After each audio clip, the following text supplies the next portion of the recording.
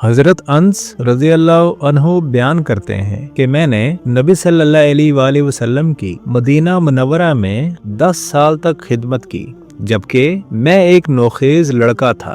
मेरे सब काम इस मयार के नहीं होते थे जैसे मेरे हबीब सल्लल्लाहु अलैहि वसल्लम की ख्वाहिश होती थी। इसके बावजूद आपने मुझे कभी उफ तक नहीं कहा और न यूं कहा तूने ये क्यों किया और इस तरह क्यों नहीं किया। जनाब अब्दुल रहमान बिन अबू लैला रिवायत करते हैं कि मोहम्मद सल्लल्लाहु अलैहि वसल्लम के सहाबा ने हमें बयान किया कि वो लोग नबी सल्लल्लाहु अलैहि वसल्लम के साथ सफर में जा रहे थे, तो इनमें से एक आदमी सो गया और दूसरा इससे एक रस्सी लेने लगा जो इसके पास थी, तो वो डर गया। तो नबी सल्लल्लाहु अलैहि वसल्लम ने फरमाया, किसी मुसलमान के लिए हलाल नहीं कि दूसरे मुसलमान को डराए।